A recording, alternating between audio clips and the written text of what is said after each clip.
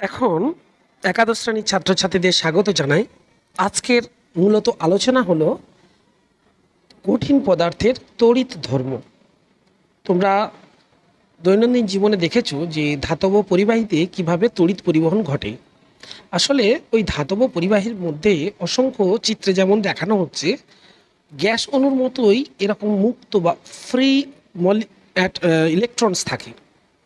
এই ফ্রি বা মুক্ত ইলেকট্রনগুলি আসলে পরমাণুর বহিস্থ যে ইলেকট্রন যেগুলো, সেগুলোই হচ্ছে মুক্ত ইলেকট্রন।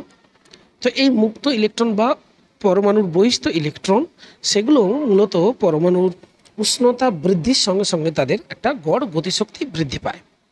এখন এই গতিশক্তি যত বেশি হয়, তত স্বাভাবিকভাবেই তারা ফ্রিলি তাদের মুভমেন্টটা বাড়তে থাকে। তো সুতরাং উষ্ণতা বৃদ্ধিতে যেমন তাদের গতিশক্তি বাড়ে, ঠিক একইভাবে উষ্ণতা কমলে তাদের গতিশক্তি কমে। এখন যদি কোনো পোটেনশিয়াল ডিফারেন্স অর্থাৎ ব্যাটারি বা এই জাতীয় তড়িৎ দ্বারের সঙ্গে যোগ করা হয়, তাহলে এই মুক্ত ইলেকট্রনগুলো ঠিক যেমন উচ্চতার পার্থক্যের জন্য জলের প্রবাহ ঘটে, ঠিক তেমনই ইলেকট্রনগুলোও আসলে পোটেনশিয়াল ডিফারেন্সের জন্য বা বিভব পার্থক্যের জন্য একটি নির্দিষ্ট দিকে সঞ্চালিত বা পরিবাহিত হয়। এখন এই পরিবহন আসলে কেলাসের মধ্যস্থ ইলেকট্রনগুলির সজ্জার উপর নির্ভর করে। তো আজকে আমরা মূলত কঠিন পদার্থের তড়িৎ ধর্ম কেন হয় সেই বিষয়ে আলোচনা করব। ঠিক আছে, তোমরা জানো যে যে কঠিন পদার্থের বেশ কতগুলি ফিজিক্যাল বা ভৌত ধর্ম আছে। তার মধ্যে তড়িৎ ধর্ম হলো আরেক একটা বিশেষ প্রপার্টি। আমরা যদি তোমাকে প্রশ্ন করি, প্রথমেই তোমাকে প্রশ্ন করি যে আচ্ছা বলো তো একটা ভালো তড়িৎ পরিবাহীর নাম কি। তো সে প্রশ্নে আমাদের কনসেপ্টটা কি আছে না, তড়িৎ পরিবহন করতে পারে ভালো এরকম একটা উদাহরণ, যেমন আমরা রূপা বা আহ, তামা বা ইত্যাদি বা অ্যালুমিনিয়াম, এই সমস্ত পদার্থের কথা মনে করি। তার মানে পরিবাহী তারাই হলো যারা সহজে তড়িৎ পরিবহন করতে পারে। এবার এদের মধ্যে কিছু ধাতু আছে, কিছু মেটালস আছে যারা খুবই ভালো তড়িৎ পরিবহন করে। হ্যাঁ, অর্থাৎ তাদের ইলেকট্রিক্যাল প্রপার্টিসটা যথেষ্ট ভালো, তড়িৎ পরিবহন করার ক্ষমতাটা যথেষ্ট ভালো। তো সেক্ষেত্রে সেই পদার্থগুলোকে বলা হচ্ছে তড়িৎ পরিবাহী। আর কিছু পদার্থ আছে যাদের মধ্য দিয়ে তড়িৎ পরিবহন মানে খুব একটা ভালোভাবে হয় না, তারা তড়িৎ পরিবাহী নয়, তাদের আমরা অন্তরক বলি। এখন প্রশ্ন হলো যে এই ধাতুর মধ্যে মানে তড়িৎ পরিবহন কারা করে, না ধাতুর মধ্যে মুক্ত ইলেকট্রনগুলি। মুক্ত ইলেকট্রন মানে না, প্রত্যেক ধাতুর সবচেয়ে বাইরে যে অরবিটালটা আছে, সেই সবচেয়ে বাইরের অরবিটালটা আমরা বলি যে লুজলি বাউন্ড ইলেকট্রন। এই ইলেকট্রন গুলোই সাধারণত মুক্তভাবে চলাচল করতে পারে, কারণ নিউক্লিয়াস থেকে ওরা অনেকটা দূরে থাকার কারণে ওরা অনেকটা ফ্রি হয়, অনেকটা ফ্রিলি মুভ করতে পারে। ওরা সহজেই উপযুক্ত পোটেনশিয়াল ডিফারেন্স যদি একটা তারের দুই প্রান্তে দেওয়া হয়, অর্থাৎ তাহলে কি করতে পারে না, তড়িৎ পরিবহন করতে পারে। ধরো যাক এরকম একটা তার নিলাম, এরকম একটা তার নিলাম। এখন এই তারের দুই প্রান্তে, এদিকে যদি পজিটিভ পটেনশিয়াল, এদিকে যদি নেগেটিভ পটেনশিয়াল দেওয়া হয়, অর্থাৎ একটা ইলেকট্রিক্যাল প্রেসার যদি কন্ডাক্ট করা হয়, তাহলে এর মধ্যে এই মেটালের মধ্যে যে ফ্রি ইলেকট্রনস গুলো, সেগুলো কি হয় নর্মালি আমরা জানি এইদিকে মুভ করবে, হাই পটেনশিয়ালের দিকে যাবে, লো পটেনশিয়াল থেকে হাই পটেনশিয়ালের দিকে যাবে। এবং আমাদের কমন কনসেপ্ট হচ্ছে যে কারেন্ট অবভিয়াসলি হাই পটেনশিয়াল থেকে লো পটেনশিয়ালের দিকে যাবে। তো এই কনসেপ্টটা হচ্ছে ইলেকট্রিক্যাল প্রেসার ডিফারেন্স বা পোটেনশিয়াল ডিফারেন্সের জন্য হয়। আমরা এগুলো অলরেডি ক্লাস 10-এ পড়েছি, হোয়াট ইজ পোটেনশিয়াল ডিফারেন্স। তো এখন আমাদের আলোচ্য যেটা বিষয় কন্ডাক্টর। তো যারা সিম্পলি আমরা বলবো যারা খুব ভালো তড়িৎ পরিবহন করে তারাই আসলে তড়িৎ পরিবাহী। এবং এদের মধ্যে মনে রাখতে হবে যে মুক্তভাবে চলাচল করে কারা, না ইলেকট্রনগুলি। তো ধাতব পরিবাহীকে অনেক সময় এই কারণেই ইলেকট্রনীয় পরিবাহী বা ইলেকট্রনিক কন্ডাক্টর বলা হয়। একটু মনে রাখবো আমরা যে এদের তড়িৎ পরিবাহিতার মান 10⁸ ওহম মিটার ইনভার্স মানে পার ওহম পার মিটার হয়ে থাকে। পার ওহম পার মিটার হয়ে থাকে, এটা আমরা তড়িৎ পরিবাহিতার ইউনিট হিসেবে এটা আসছে। নেক্সট আমরা যেটা বলবো, অন্তরক। যেসব পদার্থের তড়িৎ পরিবহন প্রায় নেই তাদের অন্তরক বলে, যেমন কাঠ, প্লাস্টিক গুলো পড়েছো। মনে রাখতে হবে যে তড়িৎ পরিবাহিতার মান এই যে এই অর্ডারে 10⁻10 20 ওহম পার মিটার এই ক্রমের হয়ে থাকে। এটা তড়িৎ পরিবাহিতার একক। এটা নিয়ে কনসেপচুয়াল কোনো সমস্যা থাকার কথা না, এটা তোমরা পড়েছো ক্লাস 10 তড়িৎ পরিবাহিতার একক। নেক্সট হচ্ছে সেমি কন্ডাক্টর। তারাই সেমি কন্ডাক্টর যেমন জার্মেনিয়াম, সিলিকন, যারা কিনা না ভালো তড়িৎ পরিবাহী আবার না খারাপ পরিবাহী। খারাপ মানে যারা অন্তরকও নয় আবার কি বলবো উত্তম তড়িৎ পরিবাহীও নয়, মানে একদমই তড়িৎ পরিবহন করতে পারে না এরকমও নয়, আবার কি বলবো ভালো তড়িৎ পরিবহন করতে পারে এরকমও নয়, ঠিক মধ্যবর্তী। ঠিক মধ্যবর্তী, যেমন এই যে ফেরিক অক্সাইড আছে, তারপর ক্রোমিয়াম অক্সাইড আছে, এইগুলো ঠিক আছে। ক্রোমিয়াম অক্সাইড, তারপর কপার অক্সাইড, তারপরে হচ্ছে জার্মেনিয়াম, সিলিকন ইত্যাদি। এগুলো হচ্ছে আমরা বলবো অর্ধ পরিবাহী। এদিকে আমরা কি বলবো অর্ধ পরিবাহী। ভালো তড়িৎ পরিবাহিতা না হলে তাকে আমরা বলছি মাঝামাঝি মধ্যবর্তী মানের তড়িৎ পরিবাহিতা। তো এই তড়িৎ পরিবাহিতা ব্যাখ্যা করার জন্য আমরা যে তত্ত্বের সাহায্য নিয়েছি সেটা হচ্ছে ব্যান্ড থিওরি বা পুটি তত্ত্ব। যে ধাতব বন্ধনের গঠন আণবিক কক্ষক তত্ত্বের মাধ্যমে ব্যাখ্যা করা যায়। অলরেডি মলিকুলার অরবিটাল থিওরি আমরা পড়েছি কেমিক্যাল বন্ডিং চ্যাপ্টার। তো সেখানে আমরা দেখিয়েছি যে যে এই যে ধরো হাইড্রোজেন পরমাণুর ক্ষেত্রে যদি মলিকুলার মানে অ্যাটমিক অরবিটাল তারা যদি ওভারল্যাপ করে মলিকুলার অরবিটাল তৈরি করে, তো হাইড্রোজেন পরমাণু একটি ইলেকট্রন 1s, আরেকটা হাইড্রোজেন পরমাণু 1s, এরা যদি বন্ডিং গঠন করে তাহলে সেই বন্ডিং এনভায়রনমেন্টের সেটাকে এনার্জির ডিফারেন্সের দিক থেকে আমরা বলি নিচের দিকে, কারণ এনার্জিটা কম হয় আর এটা অ্যান্টি বন্ডিং, তার মানে স্প্লিট করা যায়, অর্থাৎ যে এনার্জি লেভেলটা স্প্লিট করে গেছে। দুটো দুটো অ্যাটম যখন একে অপরকে কেমিক্যাল বন্ডিং এর মাধ্যমে পরস্পরকে যুক্ত করেছে, তখন কি করেছে তাদের হোল তাদের অ্যাটমিক অরবিটালের আর কোনো অস্তিত্ব থাকছে না। তখন আমরা অ্যাজ এ মলিকুল মানে মনে করো H2 মলিকুলে যদি মলিকুলার অরবিটাল ভাবি, তখন অ্যাজ এ হোল তাদের H2 যে এনার্জি লেভেল সেটা স্প্লিট করে গেছে, একটা হচ্ছে অ্যান্টি বন্ডিং লেভেলে আর একটা হচ্ছে বন্ডিং লেভেলে। বন্ডিং লেভেলে আমরা দেখতে পাচ্ছি যে নর্মালি ইলেকট্রন গুলো লাই করছে মানে থাকছে এবং এদের এনার্জিটা কম অবভিয়াসলি। তো এই মলিকুলার অরবিটাল আমাদের কনসেপ্টটা কি বললো না, যে স্প্লিটিং অফ এনার্জি লেভেলস সম্ভব মলিকুলার অরবিটালের মাধ্যমে। এখন এটা দুটো অ্যাটমের ক্ষেত্রে দেখানো হয়েছে।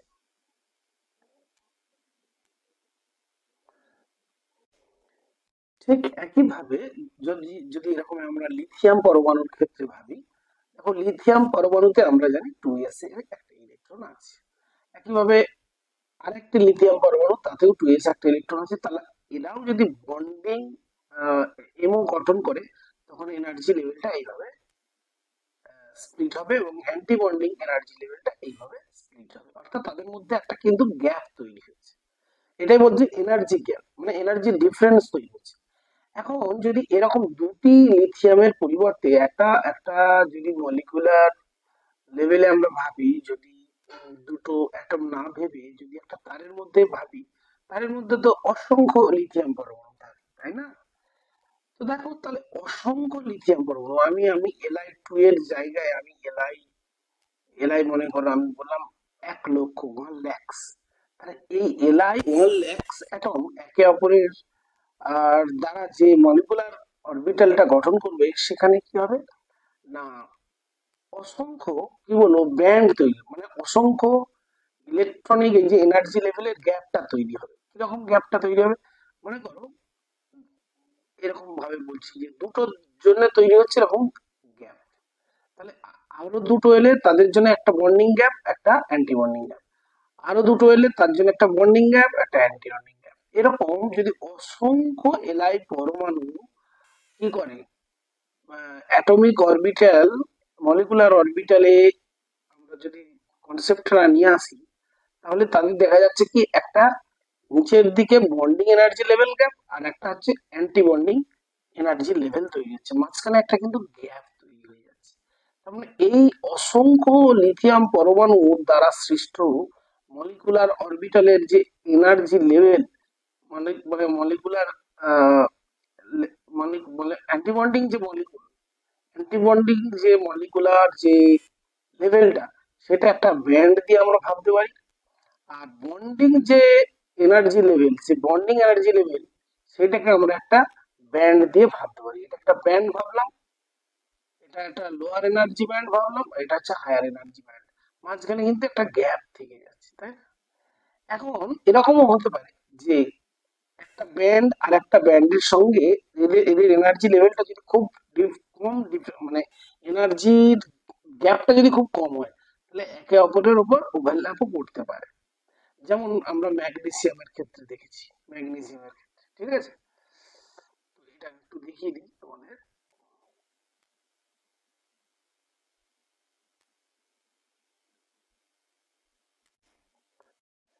যেটা বলছিলাম যে দেখো দুটি লিথিয়াম পরমাণুর দ্বারা সৃষ্ট আর একটা বন্ডিং লেভেল, একটা অ্যান্টি বন্ডিং, তাহলে দুটি জায়গায় যদি চারটি হয় তাহলে এরকম হবে, ছটি হলে এরকম।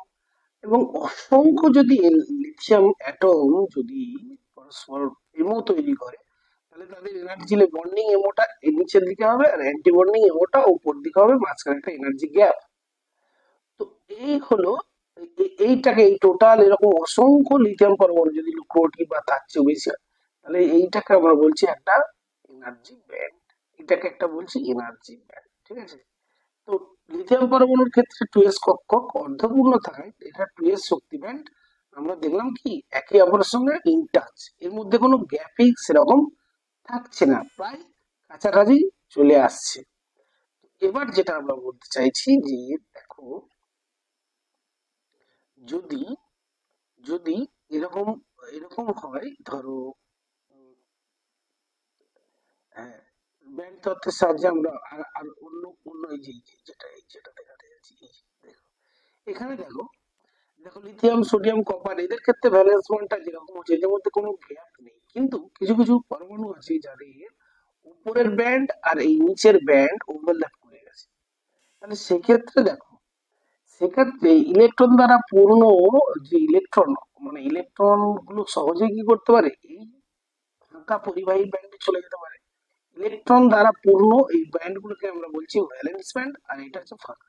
তাহলে এখান থেকে যখন এখানে সহজেই চলে যেতে পারে, তাহলে তখন কি হবে তড়িৎ পরিবহনে তারা সক্ষমতা দেখাচ্ছে, এই কারণে। আর এখানেও তো অবভিয়াসলি কোনো গ্যাপ নেই, তাহলে অবভিয়াসলি ইলেকট্রন গুলো সহজেই কি হবে এই এই ভ্যালেন্স বন্ড থেকে তারা কন্ডাকশন ব্যান্ডে চলে যেতে পারবে, ঠিক আছে?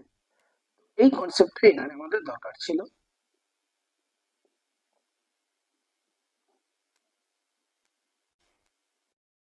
তো এখন আমরা একটু বুঝে নেব যে যে ভ্যালেন্স বন্ড আসলে কি, ভ্যালেন্স ব্যান্ড আসলে কি, not bond, band, valence band বলা হচ্ছে। আসলে বলা হচ্ছে যে যে এই যে এই জায়গাটা একটু অনেক দেখে নাও, যে বলা হচ্ছে যে কোনো মেটালের, কোনো মেটালের যে কোনো একটা যদি ব্যান্ড কি দ্বারা পূর্ণ থাকে না, ইলেকট্রন দ্বারা পূর্ণ থাকে, অর্থাৎ এরকম সংজ্ঞা দেওয়া হয় যে সর্বোচ্চ যে শক্তি ব্যান্ড ইলেকট্রন দ্বারা সম্পূর্ণ বা আংশিক পূর্ণ। তার মানে এখানে দেখো 2s এর ক্ষেত্রে এটা টোটাল হচ্ছে কি একটা ভ্যালেন্স ব্যান্ড, এটা ইলেকট্রন দ্বারা আংশিক পূর্ণ, সম্পূর্ণ না হলে আংশিক পূর্ণ, এটা হচ্ছে আমার ভ্যালেন্স ব্যান্ড। তাহলে অবভিয়াসলি লিথিয়ামে যে 2s আছে, লিথিয়ামের ক্ষেত্রে যে 2s আছে, তাহলে 2s যে ব্যান্ডটা তৈরি করলো এটা যে 2s ব্যান্ড, এটা যে 2s ব্যান্ড, 2s ব্যান্ডের এই এতখানি ইলেকট্রন আমরা ফিলিং থাকছে, এটা গ্যাপ আছে। এরপরে টুপি দ্বারা যদি এমও তৈরি হয়, তাহলে টুপি দ্বারা এমওটা ঠিক অবভিয়াসলি পুরোটাই খালি থাকবে। তাহলে টুপি দ্বারা যে এনার্জি ব্যান্ড তৈরি হচ্ছে, এটা পুরোটাই ভ্যাকেন্ট। এইটাকে আমরা নাম দিচ্ছি কন্ডাকশন ব্যান্ড। এটাকে নাম দেওয়া হচ্ছে কন্ডাকশন ব্যান্ড। ঠিক আছে। আর এটা কি, না এটা হচ্ছে আমার ভ্যালেন্স ব্যান্ড। এটা আমার ভ্যালেন্স ব্যান্ড।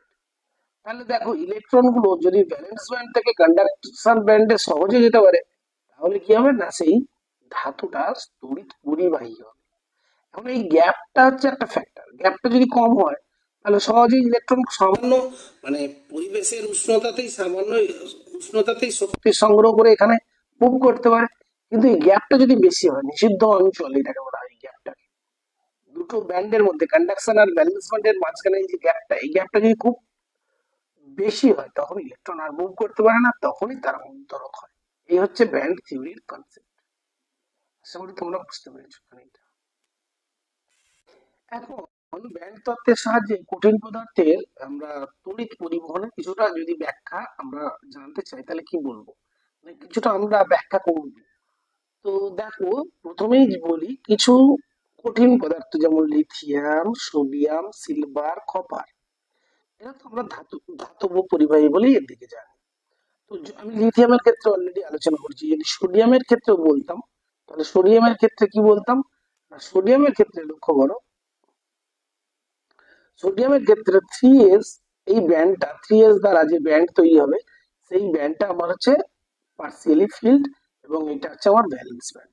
তাহলে 3p দ্বারা এটা কি আমার কন্ডাকশন ব্যান্ড। তাহলে 3s থেকে 3p এই এনার্জি গ্যাপটা কম হয় বলে অবভিয়াসলি সহজেই কি করে, তড়িৎ ইলেকট্রন গুলো ওই কন্ডাকশন ব্যান্ডে মানে ফ্রি ভ্যাকেন্ট বন্ড যেটা ব্যান্ড, সেখানে মুভ করে, ফলে সহজেই তড়িৎ পরিবহন করে।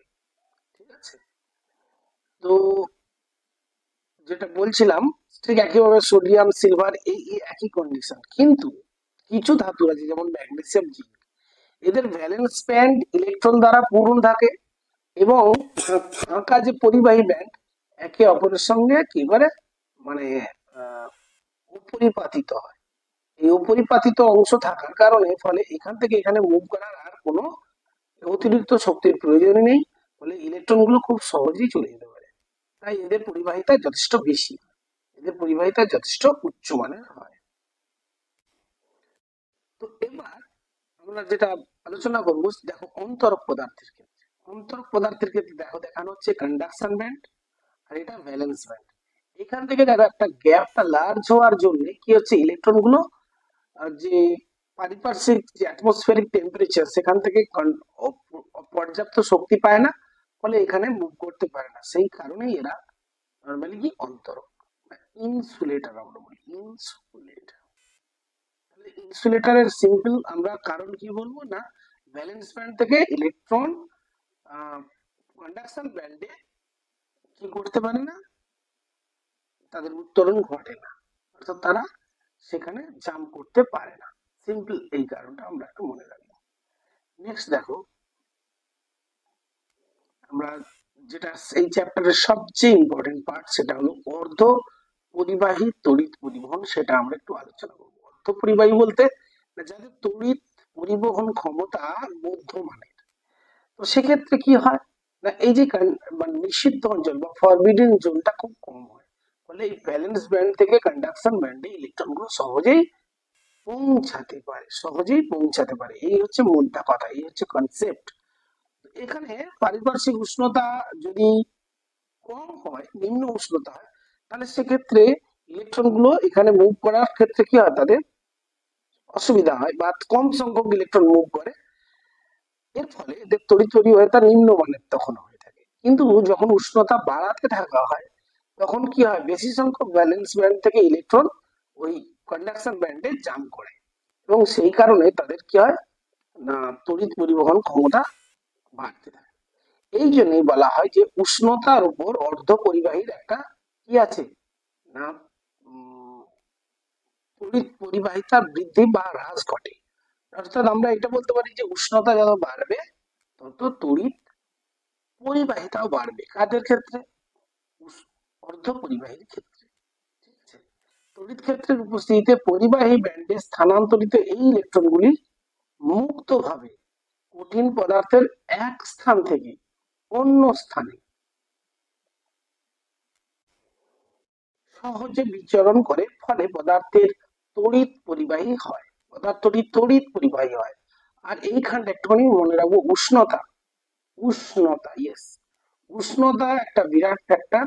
এখান থেকে কোশ্চেন হয়, উষ্ণতা বৃদ্ধি করতে থাকলে অর্ধ পরিবাহী তড়িৎ পরিবাহিতা বাড়ে, যেটা বলছিলাম, কারণ উষ্ণতা বৃদ্ধিতে আরো বেশি সংখ্যক ইলেকট্রন ভ্যালেন্স ব্যান্ড থেকে ধাতব পরিবাহী ব্যান্ডে গমন করে। তো এই জায়গাটা একটুখানি মনে রাখবো। আর একইভাবে উষ্ণতা যদি কমানো হয় তখন তড়িৎ পরিবাহিতা কমবে, কিন্তু ধাতব পরিবাহী তড়িৎ পরিবাহিতা উষ্ণতা বৃদ্ধি করলে হ্রাস পায়। এটা একটুখানি ব্যাখ্যাটা জেনে নিই। বলা হচ্ছে ধাতব পদার্থের কেলাসে উপস্থিত মুক্ত ইলেকট্রনগুলো কেলাসের এক প্রান্ত থেকে অপর প্রান্তে অবাধে গমন করতে পারে এবং গমনকালে ইলেকট্রনগুলি কেলাসের নির্দিষ্ট স্থানে অবস্থিত ধাতব ক্যাটায়নগুলির সংঘর্ষে লিপ্তও হয়। অর্থাৎ ধাতব ক্যাটায়নগুলির যে নিজস্ব ইলেকট্রন তার সঙ্গে মানে কি হয়, কলিশন করে। তাহলে ধাতব ক্যাটায়নগুলি তাদের গড় অবস্থানের সাপেক্ষে, মানে যেখানে তারা আছে তাদের তো একটা অ্যাভারেজ লোকেশন আছে, তার সঙ্গে কি হয়, টেম্পারেচার যত বাড়ে তত তাদের ভাইব্রেশনটা বাড়ে, কম্পিত হতে থাকে বেশি।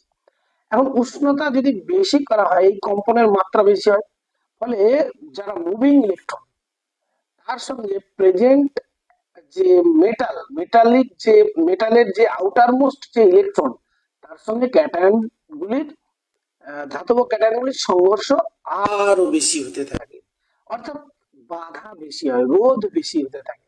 অর্থাৎ টেম্পারেচার যত বেশি করা হয় তত মুভিং ইলেকট্রনের সঙ্গে মানে প্রেজেন্ট ক্যাটায়ন গুলির একটা সংঘর্ষ হতে থাকে। তার ফলেই ইলেকট্রন গুলির গমন বাধাপ্রাপ্ত হয় এবং ধাতব পরিবাহিতা তড়িৎ পরিবাহিতা কমতে থাকে।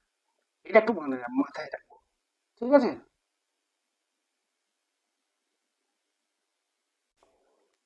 এখন আমরা জেনে নেব যে আসলে আহ অর্ধপরিবাহী বা সেমি কন্ডাক্টর আসলে দু প্রকার। একটা উদাহরণ দিয়ে বোঝানো যাক। ধরো সিলিকন, এটা একটা সিলিকনের ক্রিস্টাল ল্যাটিস।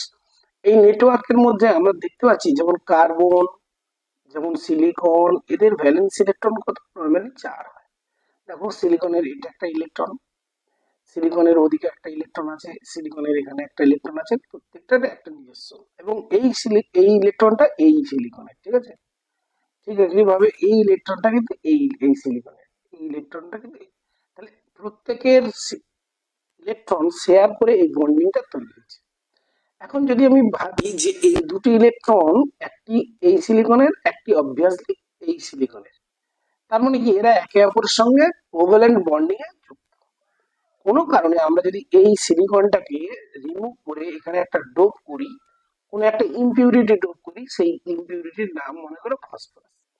ফসফরাসে নর্মালি আমরা জানি বাইরে ইলেকট্রন কটা, একটা, দুটো। ফসফরাসের ফসফরাসের বাইরে ইলেকট্রন কটা থাকে, তিনটে, চারটে, পাঁচটা ইলেকট্রন থাকে। তাহলে এখানে যখন ফসফরাস ইন্ট্রোডিউস করব, চারটে ইলেকট্রন তো এখানে কি করবে, সমযোজী বন্ডিং করবে, ঠিক আছে। কিন্তু একটা ইলেকট্রন এখানে দেখো লেফট লেফট হয়ে আছে, মানে পড়ে আছে। এই অতিরিক্ত ইলেকট্রনটা কেন পড়ে রইল? না, এই অতিরিক্ত ইলেকট্রনটা সমযোজী বন্ধনে ব্যবহৃত হচ্ছে না। এখন এই ইলেকট্রনটা কিন্তু ফ্রিলি মুভ করার জন্য একদম রেডি হয়ে থাকবে। তার মানে এই যে এই যে সিলিকন, এই যে এর অর্ধপরিবাহী এটা একটা, এর এর পরিবাহিতা একদম নিম্নমানের ছিল, সেটাকে আমরা কি করলাম, পি ডোপিং করে, ইমপিউরিটি করে এটাকে একটা ভালো মানের অর্ধপরিবাহী করা হলো। এবং এইটা যেহেতু ইলেকট্রনটা বেশি হচ্ছে, তাই জন্য ইলেকট্রনের চরিত্র যেহেতু নেগেটিভ, সেই কারণে এটাকে বলা আছে এন টাইপ অর্ধপরিবাহী। কি বলবো এটাকে, N type. N N for negative term থেকে আসে, ইলেকট্রনের এই যে নেগেটিভ চরিত্র, সেই কারণে এটাকে বলেছে এন টাইপ অর্ধপরিবাহী। ওকে। এখন ঠিক একইভাবে এরকম একটা সিলিকনের বিশুদ্ধ যদি পরিবাহীর মধ্যে, অর্ধপরিবাহীর মধ্যে যদি বোরন বোরন বা অ্যালুমিনিয়াম এই জাতীয় পদার্থের ডোপ করা হয়। বোরনের ক্ষেত্রে দেখো নর্মালি আমরা জানি কি না, ইলেকট্রনিক বিন্যাসটা কত না, 1:2:2p1, 1:2:2p1। তার মানে দেখো আমরা যদি বলি ভ্যালেন্স ইলেকট্রন কত না, টু, টু, টু আর 2p1 মানে তিনটে। তার মানে দেখো এখানে যদি বোরন ডোপ করা হয় তাহলে কি হবে, বোরনের নিজস্ব ইলেকট্রন একটা, দুটো, তিনটে। তাহলে দেখো এখানে এখানে যে বন্ডিংটা করবে, এখানে যে সিলিকনের সামনে বন্ডিং করবে সেই জায়গাটা ফাঁকা, এখানে ইলেকট্রন নেই, এটা একটা হোল। তার মানে দেখো এখান থেকে একটা ইলেকট্রন যদি কোনো কারণে বা এখান থেকে ইলেকট্রন কোনো কারণে এখানে আসে, তাহলে অবভিয়াসলি এখানে একটা হোল হবে। আবার এই হোলকে পূরণ করার জন্য এখান থেকে ইলেকট্রন চলে আসবে। এইভাবে পাশের অ্যাটম থেকে হোল ট্রান্সফার হবে। আর হোল ট্রান্সফার মানেই আমরা জানি তড়িৎ পরিবহন। ঠিক আছে, হোল ট্রান্সফার মানে ইলেকট্রনের ট্রান্সফার। ইলেকট্রনটা এখান থেকে তো এখানে আসতে হচ্ছে, হোল ওদিকে যাচ্ছে। অ্যাকচুয়ালি ইলেকট্রনটা ধরো এটা একটা হোল, এখানে ইলেকট্রন আছে, এখান থেকে যদি এখানে ইলেকট্রনটা যায় অবভিয়াসলি কি হবে, এখানে হোল হবে, এখানে ইলেকট্রন আসবে। তার মানে হোল গুলো এদিকে যাচ্ছে, ইলেকট্রন গুলো এদিকে যাচ্ছে। তো এটাও একটা তড়িৎ পরিবহনে কাজ করে, সেই জন্য তড়িৎ পরিবহন ক্ষমতা অনেকটা বেড়েই যায়। ঠিক আছে, তাহলে এখানে আমাদের মনে রাখার বিষয় এটাই যে যে সিলিকন বা জার্মেনিয়াম এদের যদি যদি কি দেওয়া হয় না, বিশুদ্ধ পরিবাহী দেওয়া হয় এবং তাদের যদি পরিবাহিতা বাড়ানো দরকার হয়, তাহলে আমরা যদি পি টাইপ অর্ধপরিবাহী তৈরি করি, পি টাইপ অর্ধপরিবাহীর জন্য আমাদেরকে কি করতে হবে না, সিলিকন বা জার্মেনিয়াম এই জাতীয় অর্ধপরিবাহীর ক্ষেত্রে কি যোগ করতে হবে, আবার মনে করে নিচ্ছি যে বোরন বা অ্যালুমিনিয়াম যদি পি টাইপের অর্ধপরিবাহী আমরা তৈরি করতে চাই। এখানে জাস্ট মনে রাখার বিষয় এইটুকুই। এরপর আমরা পড়বো যে ম্যাগনেটিক ক্যারেক্টার। এই পরবর্তী ভিডিওতে আমরা ক্লাসের ম্যাগনেটিক ক্যারেক্টার নিয়ে আমরা আলোচনা করব। কঠিন পদার্থের যে ম্যাগনেটিক প্রপার্টি বা চৌম্বক ধর্ম, সেটা নিয়ে আমরা আলোচনা করব। আজকের ভিডিও এখানেই শেষ।